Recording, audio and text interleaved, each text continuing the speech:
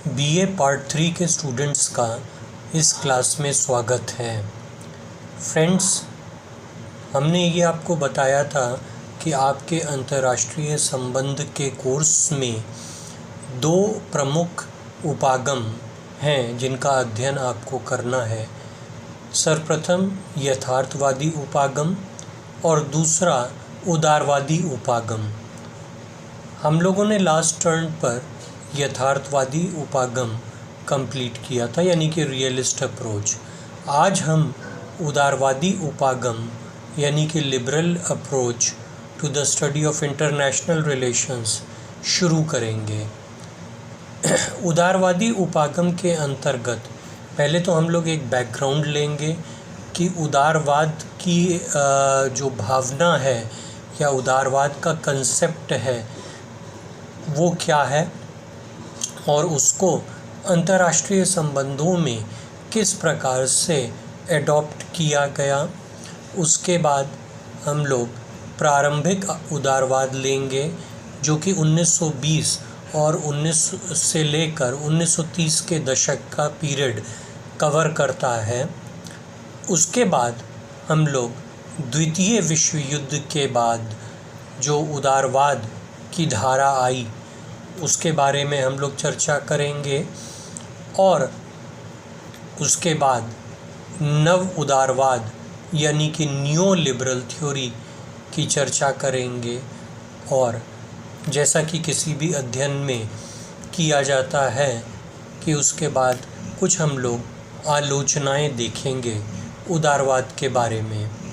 उदारवाद एक थोड़ा सा लंबा टॉपिक है और काफ़ी व्यापक है और आज के युग में बहुत ही प्रासंगिक है, क्योंकि बहुत से फैक्टर्स को जिनका कि यथार्थवाद में जिनको सम्मिलित नहीं किया गया था उन सारे फैक्टर्स पर हम उदारवाद में चर्चा करते हैं और उसको इसमें शामिल करते हैं।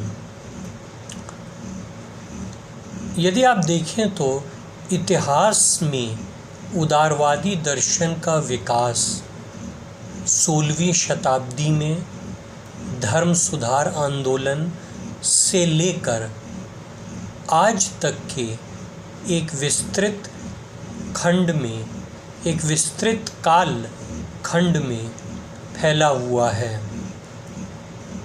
अपने अस्तित्व के इस लंबे जीवन काल में उदारवाद नाना प्रकार की ऐतिहासिक शक्तियों, बौद्धिक मनीषियों एवं धाराओं के प्रभाव में रहा। इसने जीवन के एक वैज्ञानिक एवं धर्मनिरपेक्ष दृष्टिकोण को जन्म दिया। इसने मध्यकालीन सामंती अंधविश्वासों एवं धार्मिक पूर्वाग्रहों से मुक्ति दिलाई और तार्किकता, मनोबल, आत्मविश्वास और आत्मसम्मान को स्थान दिया। यही कारण है कि उदारवाद का संबंध समाज और मानव जीवन के आधुनिकीकरण से जुड़ गया। 17वीं शताब्दी में जॉन लॉक ने व्यक्ति स्वातंत्र्य और स्वाधीनता पर बल दिया, जिसे एक स्वतंत्र नागरिक समाज में एक उत्साहवर्धक राज्य के अंतर्गत उपलब्ध और उपभोग्य रखा जा सके। ऐसा राज्य जो व्यक्तिगत स्वतंत्रता और आकांक्षाओं को पनपने की अनुमति देता है। Immanuel Kant, John Stuart Mill, TH. Green आदि का विश्वास था कि व्यक्ति स्वतंत्रता राज्य के अंतर्गत ही सर्वाधिक पोषित हो सकती है। व्यक्ति की स्वतंत्रता और स्वाधीनता का राज्य के अस्तित्व से कोई विरोध नहीं है। वस्तुतः एक उदारवादी और कम हस्तक्षेप करने वाले राज्य के अंतर्गत ही व्यक्ति स्वातंत्र्य का सबसे अधिक आश्वासन मिलता है। तो ये जो थिंकर्स थे, इनका ये मानना था कि व्यक्ति की स्वतंत्रता और राज्य में कोई विरोधाभास नहीं है, बल्कि राज्य के अंतर्गत ही व्यक्ति अपनी स्वतंत्रता को पोषित कर सकता है। एक उदारवादी, उत्साहवर्धक और कम से कम हस्तक्षेप करने वाले राज्य की इस धारणा ने अंतर्राष्ट्रीय संबंधों का अध्ययन करने वाले विद्वानों को प्रभावित किया। उन्होंने अंतर्राष्ट्रीय संबंध अध्ययन में एक उदारवादी परंपरा का विकास किया, जो आगे चलकर अंतर्राष्ट्रीय संबंध के उदारवादी सिद्धांत के नाम से जाना जाता है। तो ये देखिए कि उदारवाद की एक सोच थी और वो धीरे धीरे करके बढ़ी। उसने पुरानी जो अंधविश्वास था और गैर तार्किकता वाली बातें थी, उन सब का परित्याग करके एक तर्कवाद को जन्म दिया और एक अच्छी सोच और लोगों के अधिकार, एक अच्छे राज्य में किस प्रकार से, एक उत्साहवर्धक राज्य में, एक उदार राज्य में किस प्रकार से पोषित किए जा सकते हैं, इस सब को उदारवाद की सोच ने आगे बढ़ाया। और हम ये देखते हैं यही जो उदारवाद की सोच थी, इसको अंतर्राष्ट्रीय संबंध में भी अपनाया गया और इस प्रकार से अंतर्राष्ट्रीय संबंधों में उदारवाद के सिद्धांत का जन्म हुआ। तो उदारवादी सोच जो थी वो शनै शनै विकसित हुई 16वीं 17वीं शताब्दी के उपरांत, और उसमें जैसा कि मैंने आपको बताया है अभी कि इमैनुअल कांट, जॉन लॉक और टी.एच. ग्रीन का उस सोच में बहुत बड़ा योगदान था। ये लोग राज्य के विरुद्ध नहीं थे, बल्कि उदार राज्य की कल्पना करते थे। उदार राज्य एक ऐसा राज्य होता है जो लोगों को उनके अधिकार देता है और लोगों की प्रगति के मार्ग में सहायक होता है। और उनका ये मानना था, जैसा कि हमने बताया, कि जो उदारवादी सोच है या उदारवादी जो राज्य है, उसी के अंदर व्यक्ति की स्वतंत्रता पोषित होगी। अब जब हम अंतर्राष्ट्रीय संबंधों में उदारवाद पर आते हैं, तो इसको जब हम ट्रेस करना शुरू करेंगे तो प्रारंभिक उदारवाद से हम इसको ट्रेस करना शुरू करें। और प्रारंभिक उदारवाद है 1920 से लेकर 1930 का जो दशक था, ये वाला जो था जिसमें प्रारंभिक उदारवाद अंतर्राष्ट्रीय संबंधों में डेवलप हुआ। इसकी जो प्रमुख जो विशेषताएं थीं वो कुछ इस प्रकार थीं। नंबर 1, एक ऐसे आधुनिक उदारवादी राज्य की कल्पना जो समाज के विकास के लिए मानवीय कार्यकलाप को प्रोत्साहित करे। नंबर 2, विकास प्रक्रिया में राजकीय और गैर राजकीय कर्ताओं की भागीदारी। तो देखिए, ये जो उदारवाद सोच थी ये बहुत व्यापक हो गई। इसने विकास की प्रक्रिया में सिर्फ राज्य को ही नहीं बल्कि गैर राज्यकर्ताओं को भी महत्वपूर्ण स्थान दिया।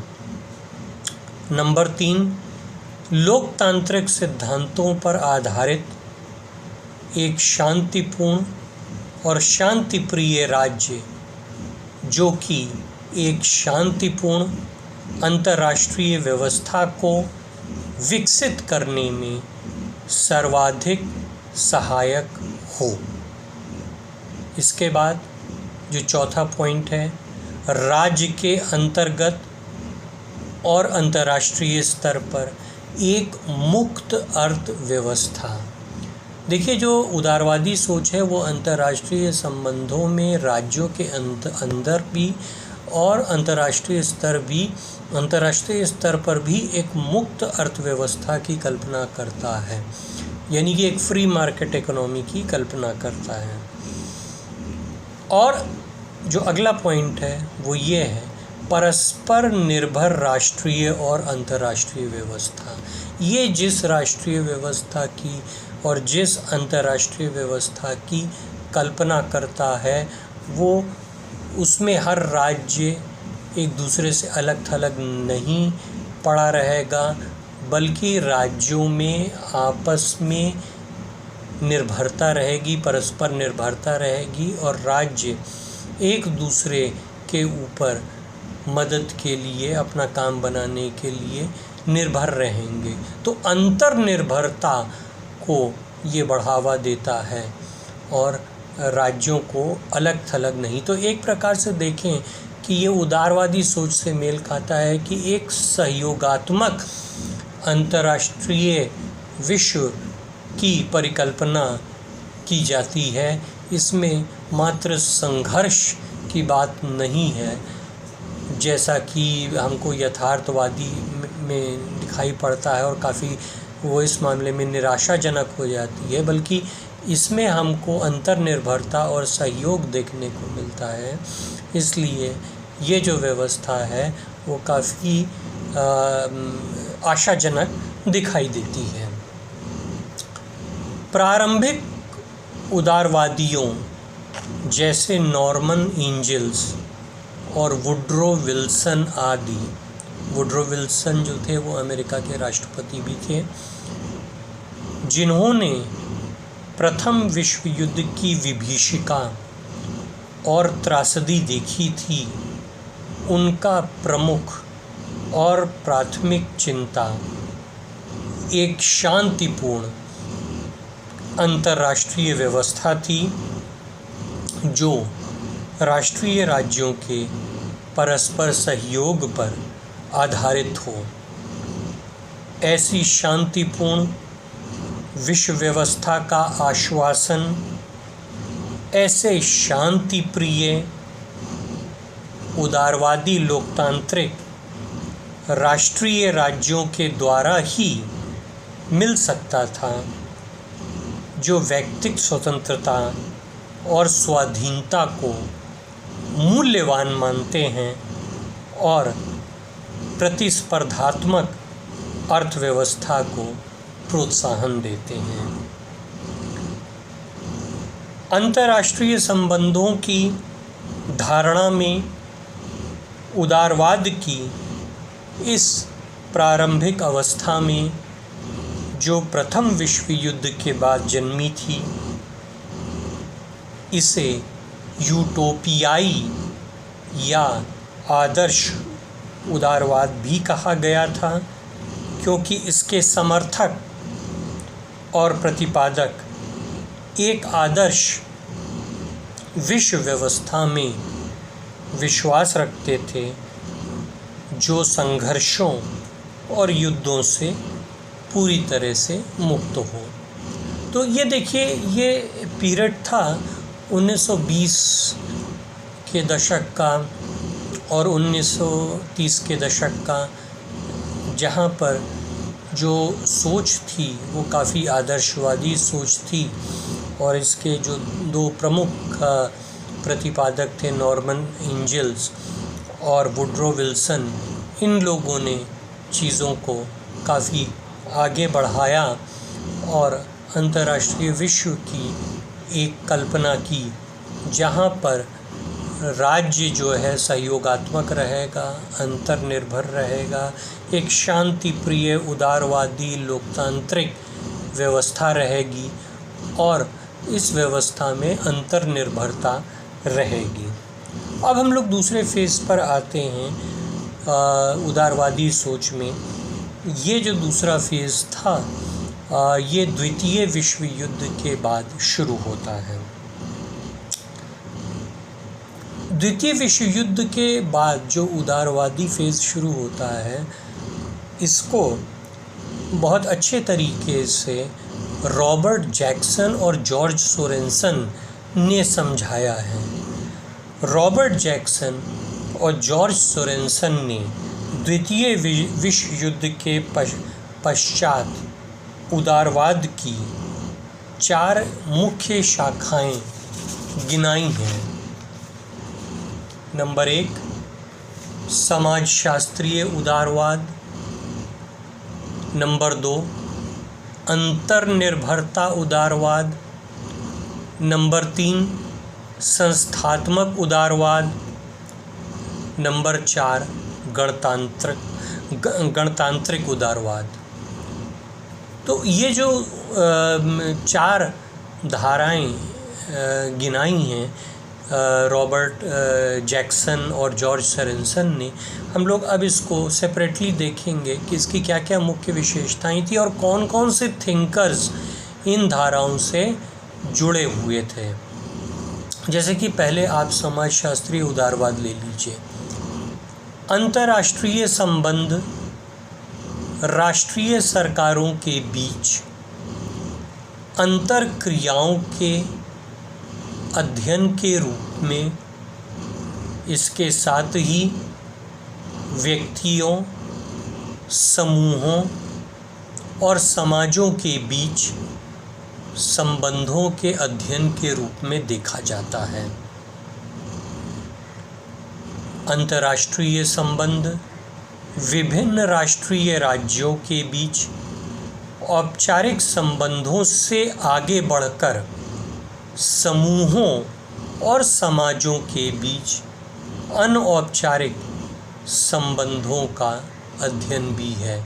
तो देखिए, इस पॉइंट को नोट करिए और ये चीज़ जो है बहुत महत्वपूर्ण है और ये उदारवाद को बहुत व्यापक बनाती है और यथार्थवाद से जो है काफ़ी हद तक सेपरेट भी करती है कि यथार्थवाद में सारी चीज़ें स्टेट या राज्यों पर ही फोकस थीं, लेकिन उदारवाद में हम ये देख रहे हैं कि राज्यों से आगे निकलकर समूहों और समाजों के अंतर्गत भी जो अंतर्क्रिया होती है, यानी कि गैर राज्यकर्ताओं का भी जो महत्व है उसको स्वीकारा गया है उदारवाद में, और गैर राज्यकर्ताओं के इस महत्व को जो स्वीकार किया गया है वो उदारवाद को बहुत ही ज़्यादा व्यापक और प्रासंगिक बनाता है। इसीलिए अब आगे चल के देखेंगे कि उदारवाद की तमाम आलोचनाओं के बाद भी आज विश्व में जो मॉडल वैश्विक जो कॉम्प्लिकेशंस हैं, या कह लीजिए वैश्विक जो कॉम्प्लेक्स कैरेक्टर है, जो ये विश्व व्यवस्था इतनी कॉम्प्लिकेटेड हो गई है, इसको समझने में उदारवादी मॉडल जो है वो यथार्थवादी मॉडल से ज़्यादा कारगर सिद्ध होता है। नंबर 2, अंतर्निर्भरता उदारवाद। विज्ञान, तकनीक और व्यापार के विकास के फलस्वरूप राष्ट्रीय राज्य परस्पर अंतर्निर्भरता के एक जटिल मकड़जाल में फंसते चले जा रहे हैं। डेविड मित्रेनी, अर्नेस्ट हैस, रॉबर्ट कियोहेन, जोसेफ नाई आदि का मानना है कि आधुनिक राज्य लोक कल्याणकारी राज्य हैं, वे सुरक्षा संस्थाएं नहीं हैं। ये सब जो थिंकर्स हैं वो अंतर निर्भरता उदारवाद के समर्थक हैं। इन लोक कल्याणकारी राज्यों का प्राथमिक लक्ष्य है एक ऐसी सहयोगात्मक अंतर्राष्ट्रीय व्यवस्था जो कि आपसी समझदारी पर आधारित हो। इस सहयोगात्मक अंतर्राष्ट्रीय व्यवस्था में गैर राज्यीयकर्ता महत्वपूर्ण यंत्र हैं जो कि विवाद के स्थान पर शांति स्थापित करते हैं। इसके बाद जो हमने तीसरा रॉबर्ट जैक्सन और जॉर्ज सोरेनसन की तीसरी शाखा गिनाई थी, संस्थात्मक उदारवाद। अंतर्राष्ट्रीय संगठन जैसे संयुक्त राष्ट्र संघ, विश्व व्यापार संगठन, नाटो मतलब North Atlantic Treaty Organisation, European संघ, राज्यों के मध्य सहयोग को बढ़ावा देते हैं और अंतर्राष्ट्रीय शांति के प्रयासों को बल देते हैं। Volker Rittberger, O.R. यंग और रॉबर्ट कियोहेन का मत है कि अंतर्राष्ट्रीय संगठन विश्व में पारस्परिक हितों पर आधारित सहयोग को बढ़ावा देकर अराजकता की संभावनाओं को कम करते हैं। और जो आखिरी शाखा है गणतांत्रिक उदारवाद। गणतांत्रिक उदारवाद के हिसाब से लोकतंत्र और अंतर्राष्ट्रीय शांति को बांटा नहीं जा सकता है। जैसे इसके जो समर्थक थे उनके आप नाम सुन लीजिए, Michael Doyle, B.M. Russett, D. Lake और अन्य का विश्वास है कि लोकतंत्र के ही द्वारा विवादों का शांतिपूर्ण समाधान संभव है। तो उदारवाद में 2-3 चीज़ आप बहुत महत्वपूर्ण नोट करेंगे। देखिए, एक तो उदारवाद लोकतंत्र पर एम्फेसाइज करता है, दूसरा उदारवाद सहयोग पर एम्फेसाइज करता है। जब वो सहयोग की बात करता है तो ऑटोमेटिकली राज्यों के मध्य अंतर्निर्भरता आ जाती है। इसके बाद उदारवाद मुक्त अर्थव्यवस्था की बात करता है, फ्री मार्केट इकोनॉमी की बात करता है। ऐसी इकोनॉमी जो कि राज्य द्वारा नियंत्रित नहीं होती है, राज्य के पंजे में नहीं होती है। और जो इसके बाद सबसे महत्वपूर्ण है कि उदारवादी जो सोच है वो राज्यों के साथ साथ गैर राज्यीय कर्ताओं को भी महत्व देती है। उदारवादी सोच के हिसाब से जो तकनीकी विकास हुआ है, इस तकनीकी विकास में जैसा कि अभी हमने ऊपर आपको बताया, एक मकड़ जाल पैदा कर दिया है। एक ऐसा मकड़ जाल पैदा कर दिया है जिसमें सब लोग आपस में एक दूसरे के ऊपर निर्भर हैं, परस्पर सहयोग और एक दूसरे की मदद करना और लोकतांत्रिक व्यवस्था के द्वारा शांति स्थापित करना और गैर राज्यीय कर्ताओं की भूमिका को भी स्वीकार करना, ये सब एक अभिन्न अंग हो गए हैं। एक राज्य जहाँ पर लोकतांत्रिक संस्कृति की जड़ें मजबूत हैं, वहाँ पर हिंसा और विवाद की संभावनाएं कम है। उदारवादियों का ऐसा मानना है, क्योंकि ऐसे राज्य अपनी समस्याओं का समाधान संवाद और सौदेबाजी से कर सकते हैं।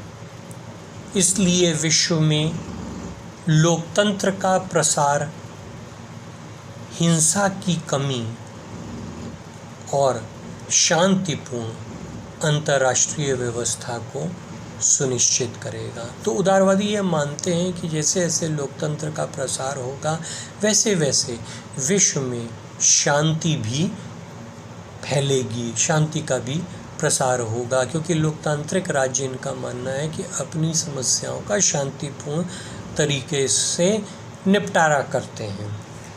अब जब हम मॉडर्न एज में आते हैं, आधुनिक काल में आते हैं, तो उसमें जो उदारवादी सोच है आजकल के युग में, उसको नव उदारवाद या नियो लिबरलिज्म या नियो लिबरल थ्योरी कहा जाता है।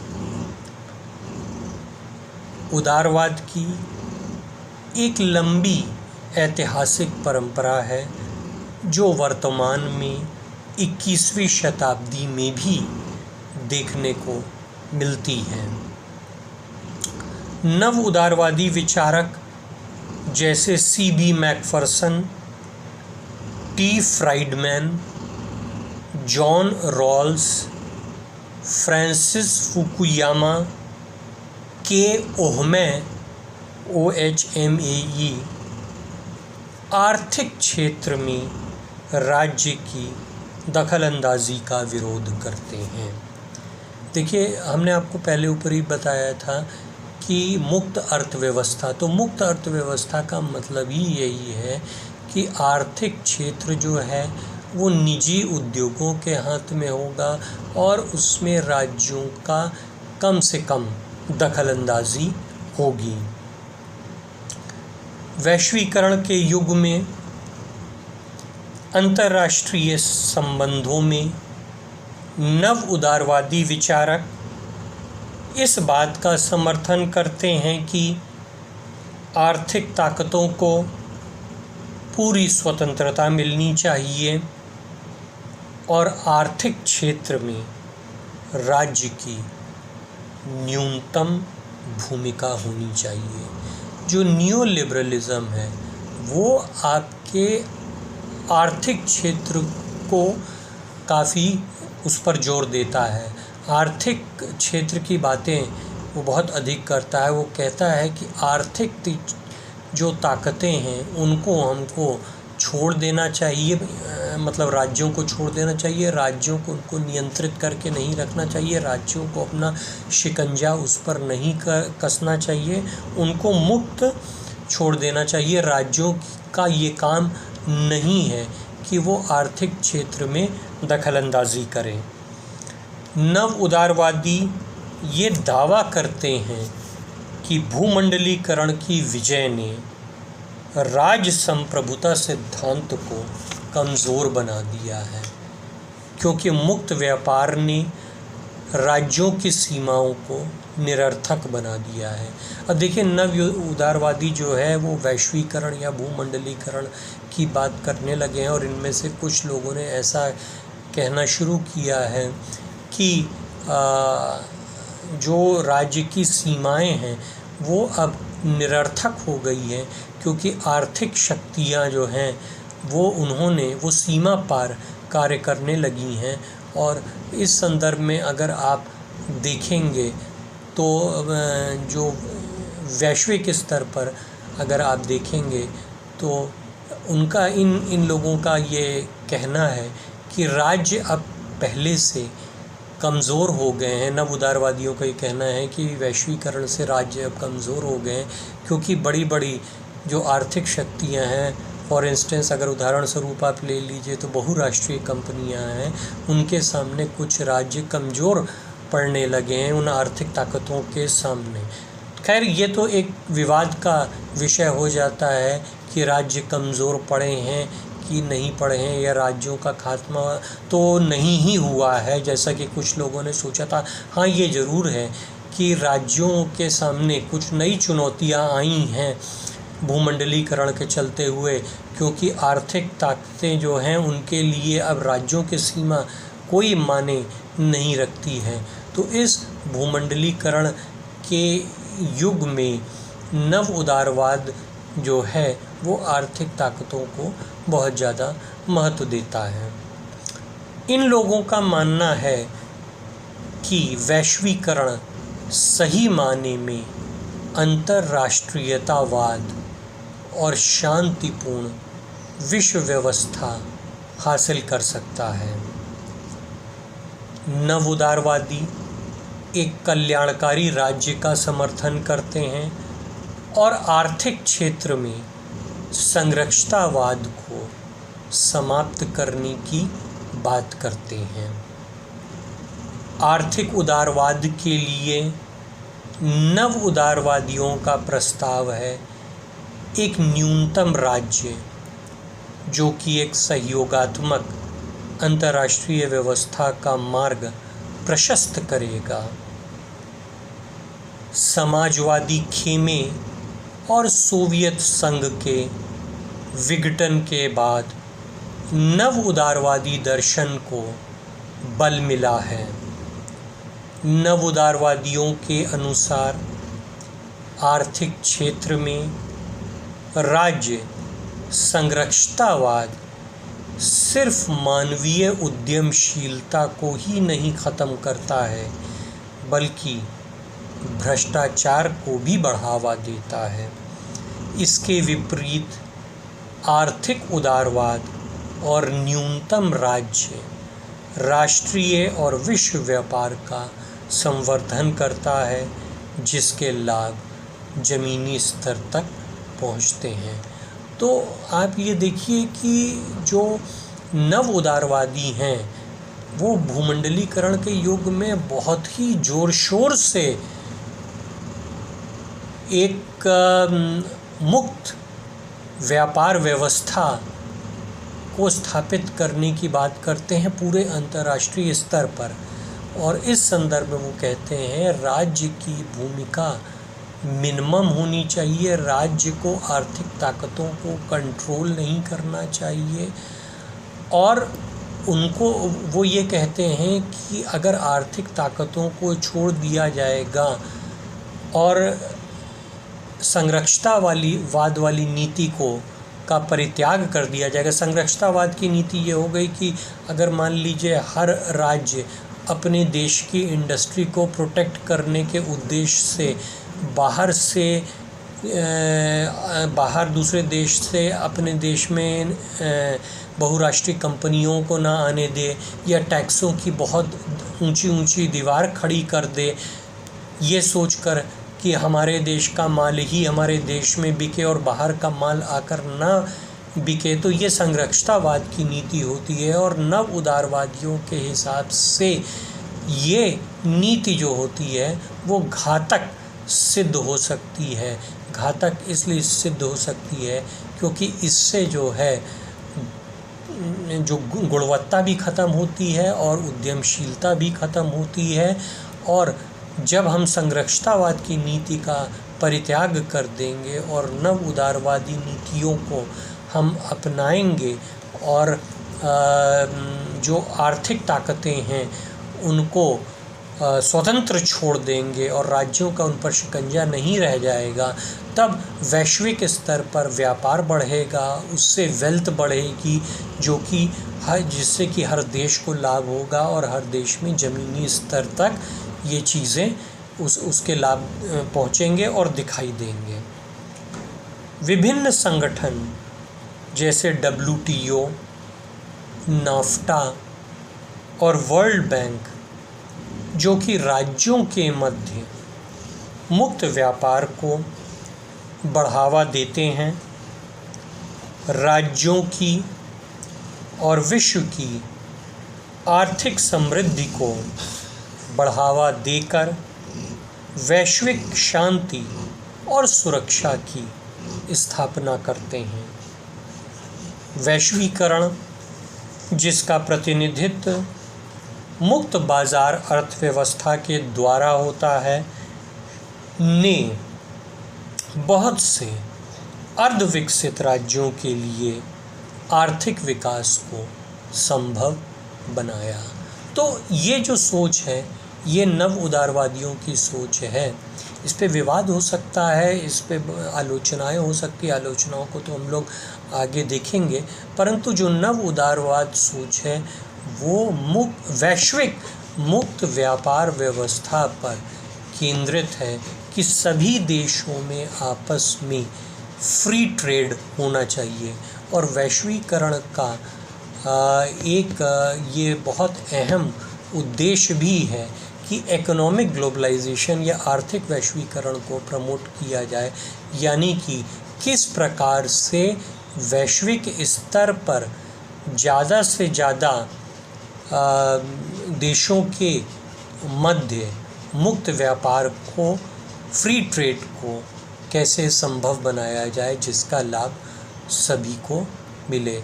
तो आज के लेक्चर में हम लोगों ने उदारवाद सोच का किस प्रकार से जन्म हुआ, उसको अंतर्राष्ट्रीय संबंधों में किस प्रकार से अपनाया गया और धीरे धीरे वो जो उदारवादी सोच थी उसका प्रारंभिक उदारवाद का फेस हमने देखा। द्वितीय विश्व युद्ध के बाद हमने फेस देखा जो रॉबर्ट जैक्सन और जॉर्ज सोरेनसन ने उसकी 4 प्रमुख शाखाओं के बारे में बताया था, और उसी के चलते हुए हम लोगों ने फिर नव उदारवाद पर भी हम लोगों ने आज चर्चा की।